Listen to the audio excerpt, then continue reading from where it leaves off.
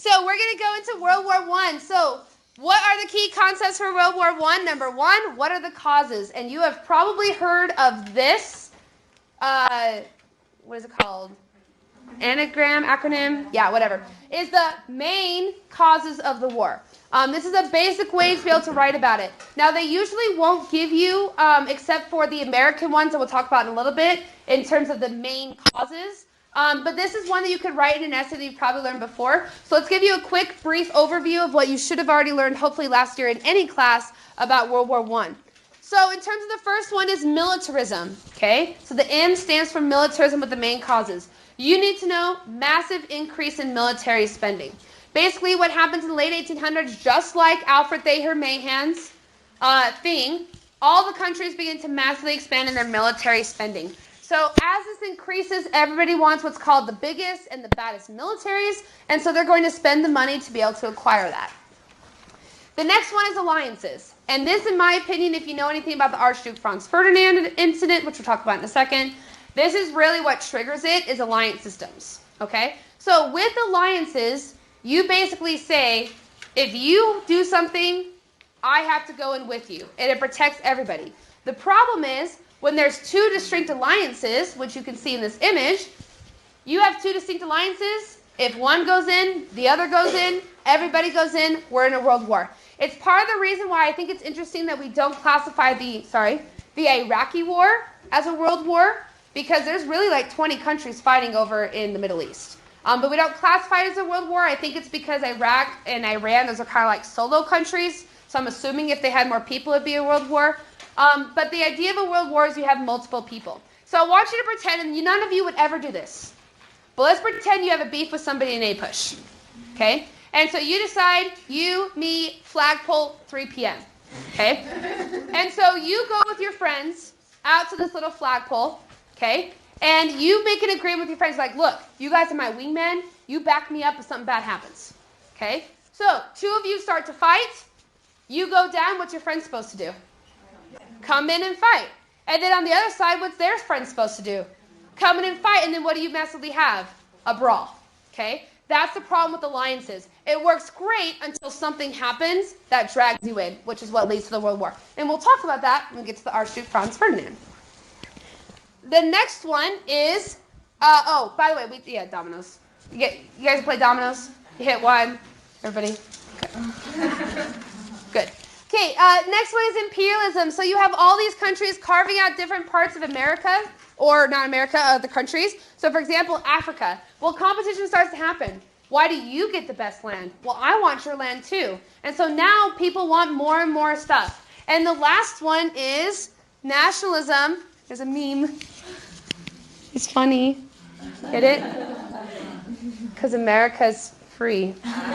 It's funny, right? Okay, so when we talk about nationalism, though, we're talking about nationalism on a huge scale, right? So you probably know somebody who, like, loves the 4th of July or, like, loves America, okay? But this is on a heightened scale. So we're talking about to the point where you're going to say, you don't like America? Well, you need to die then.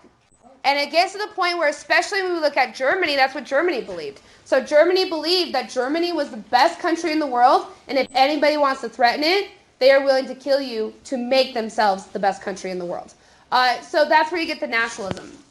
So in terms of the trigger point, which again, you all have probably heard the famous story, but I'm going to tell you it again in case you haven't heard it, okay? So what happens is the trigger point, if you will highlight, is the Archduke Franz Ferdinand's death. It is the classic story of the trigger movement that begins the war. So while you have all of these other triggers over like 4 decades, this is the actual incident. So as a quick reminder of what happens, okay? So what happens is in Austria-Hungary, you have a guy that's an archduke. His name is Archduke Franz Ferdinand II.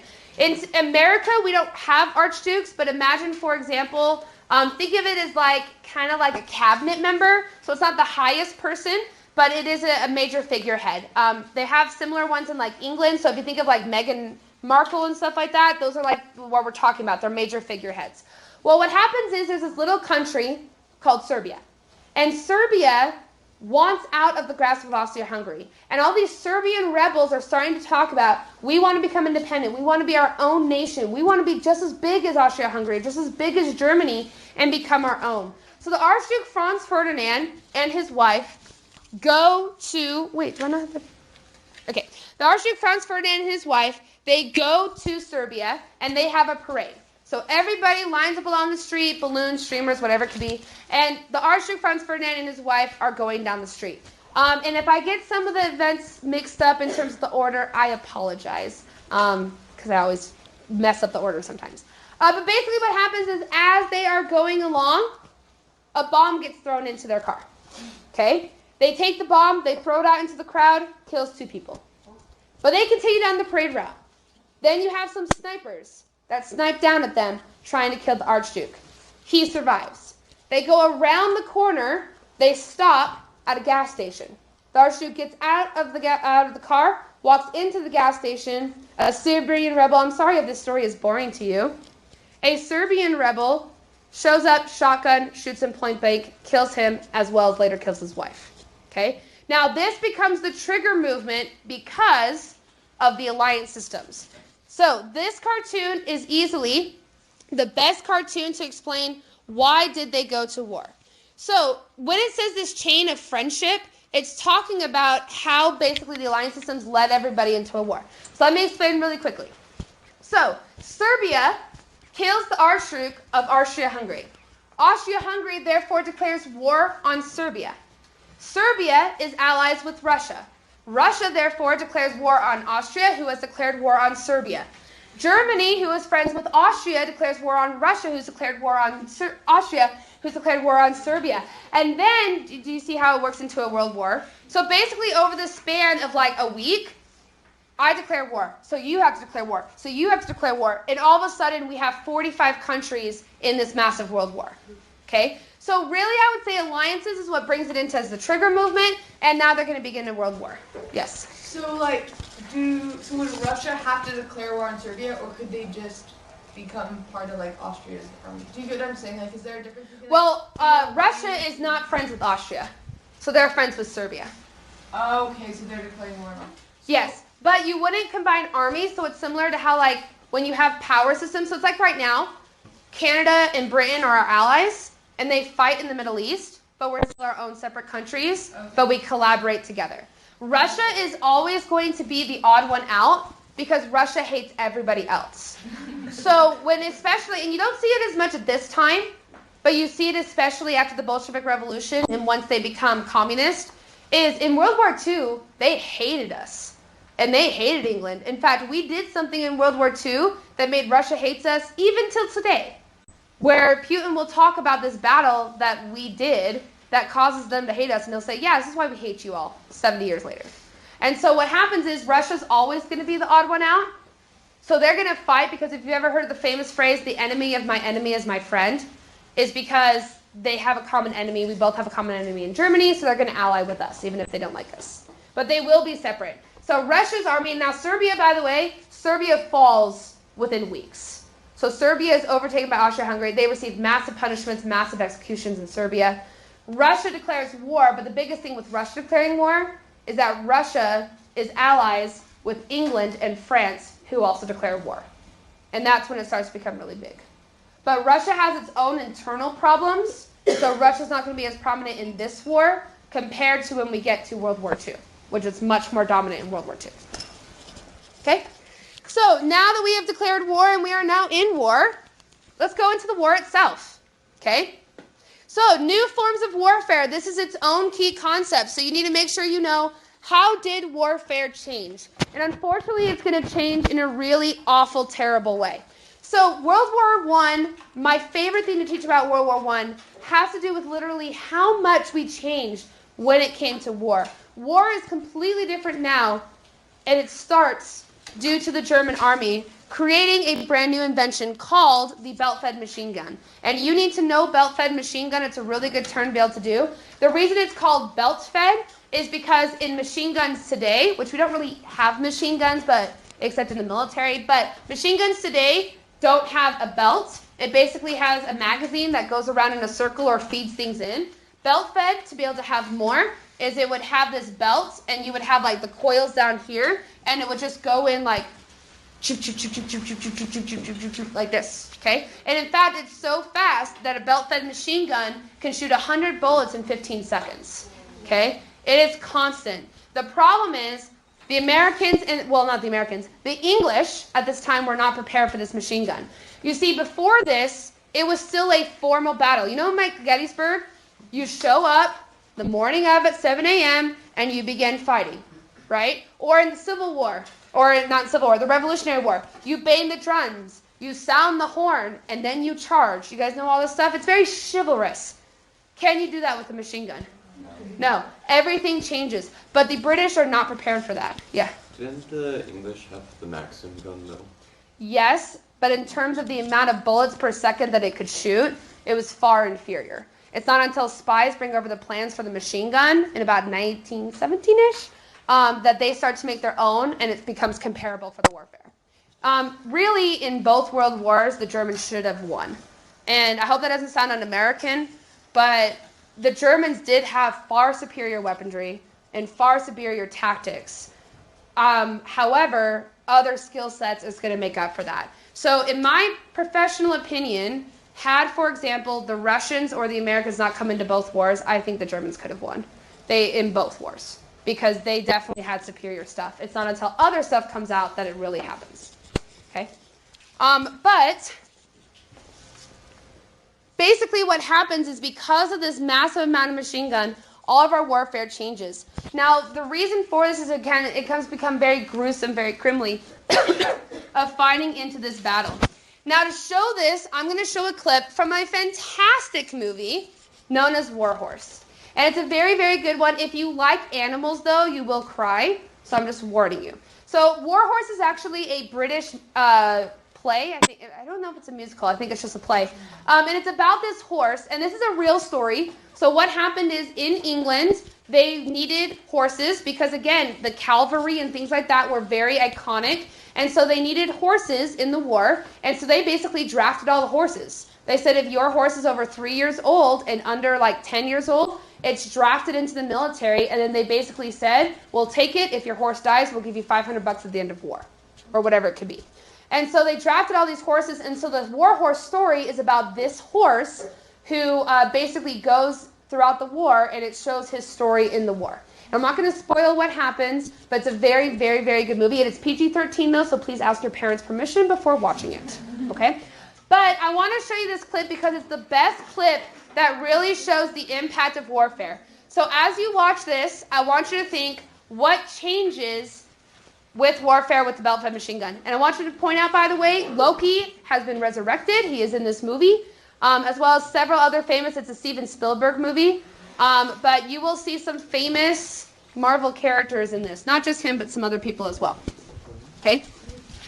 All right. We are not going to watch The Last Samurai. That's a pretty good one. Okay. Oh, and by the way, just to let you know, the horse that has the ribbon attached to it is the horse that you're following the story of. Basically, the guy who drafted it, he promised the kid who he took the horse from, hey, I'll keep this like little banner with him wherever he goes, and so that's how you can identify him throughout the movie. Okay. Well, it's cute until you watch the movie and then you start crying. I told you he was coming back. You didn't believe me.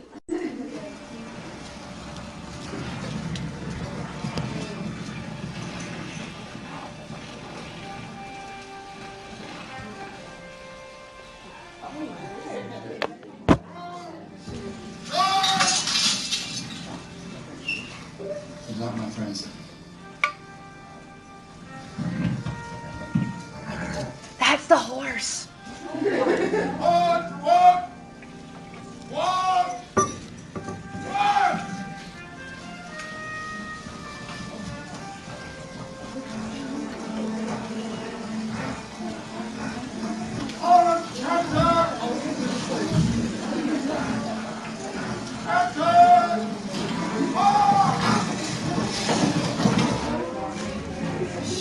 Watch the movie.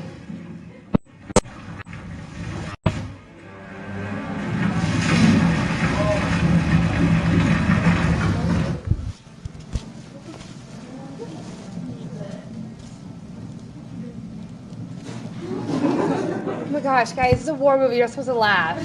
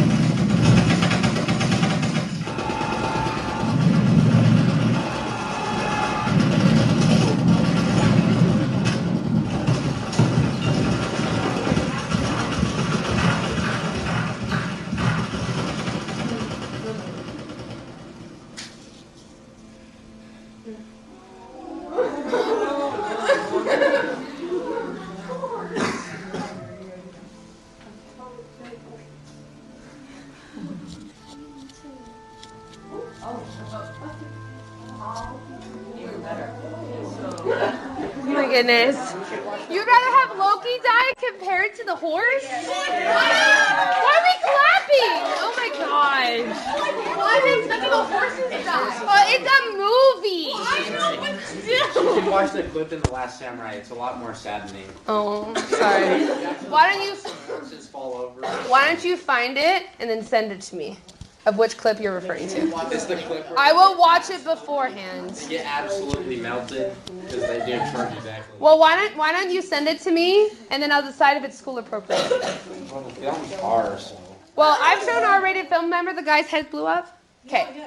Yeah, we've seen it. We're fine. All right. So, anyways, do you guys notice the change in the warfare? Right? It goes from an extremely formal move forward, put our our swords forward, whatever. And then what does it turn into now?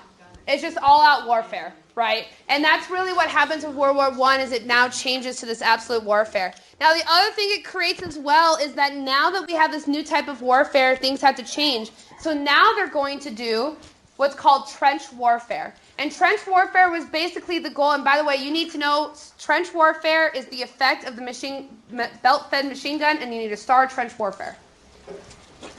So you need to know basically that they create a new form of warfare in terms of trench warfare to be able to get through this. So how it would... Why isn't things working? Why isn't it working? Okay, so here's basically how trench warfare would work. So you have on the right-hand side this massive tunnel system, all of these trenches. So you have trench after trench after trench. They're typically a good maybe 8 feet tall, and then you hang out underneath below. Also in this, they have different rooms. So you can see right here is a dugout, and right here, that also would be basically where your commanders would sit underground, and they would plan things and different things like that. And you would stay in these trenches, and the goal would be to progress further. The issue is now you have the machine gun, you have artillery shells and mortar shells. And so what you would have is basically this line of giant X's with barbed wire in it. And then from there, you had this area called no man's land. Okay? And this is where the bombs are going off, the guns are being shot, different things like that. Why do you think it's called no man's land? Because nobody comes back alive. okay? And pushing back and forth between this no man's land is what becomes dangerous. In fact, in one battle that took 3 years, in the end of the battle when they officially declared it over, they had only progressed 50 yards from the British line forward 50 yards. That was after 3 years. Because who wants to go into no man's land? Nobody. You die. And if you watch the movie 1917, which just came out, which is rated R, very good movie, but they say the F word every 5 seconds for whatever reason, okay? So it's not too violent. It's more the F word, I think, is what's causing it. But it's a really good one. And in the very beginning, it's all about that no man's land of trying to be able to get it across. Have you seen The Wolf on Wall Street? No, because that one is much more R-rated, and I don't think I'm personally mature enough or old enough to watch that film. I heard it got the record for F words. Yeah, I'm not sure. All I know is the entire trailer was about, like, smoking cocaine. I'm sorry for saying that word. So I'm pretty sure it's not school appropriate, and I'm usually not mature enough for R-rated films. I've only watched a very select few, and they're typically historical films. Because personally, if one, I can't handle the blood, and 2, I don't know why they drop F words every 5 seconds when it's unnecessary, and 3, drug use, sexual stuff. I'm good. I like my PG-13. Yeah. So when you say they drop explosives, Yes. where do they drop it from? Like from the plane? Actually, I think I have a section in here, but if not, I'll add it in for next. Because why would they drop it in no man's land? Why couldn't they drop it in the middle fire? Well, so that's a good question. So Alexander was asking, why did they drop it in no man's land and not further? It's not because they didn't want to. It's because they couldn't. So no man's land is typically a mile between the two trenches. And about a mile is how far they could shoot the bombs as far as possible. So it's not so much planes. It's just they couldn't physically shoot the bombs that far. Yeah. The other problem is, too, with trenches, though, is that trenches with all these bombs going off constantly, it's very wet, mucky, and things like that in France.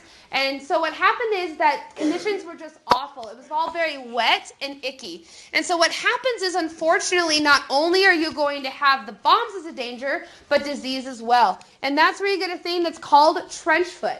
Now, I want you to think that first off, before we start, if you have a foot problem, as in a foot phobia, this is not the slides for you, so please look away if that's you. I have had a friend that does have a severe foot phobia, so I know what it's like. So if you just feel uncomfortable at any time, please look away, okay? So you have probably before, especially if you're a swimmer, you know what this is, right? When you have been in the water a long time, basically what happens is your skin, where you sweat, instead consumes the water. Because it's consumed so much water, it makes all your skin very flappy, and this is what happens. Especially if you go like hiking for a while, and your foot, you take this off after your foot like fell in a puddle or something like that, and it's all icky and gross, and you're like, I'm gonna die.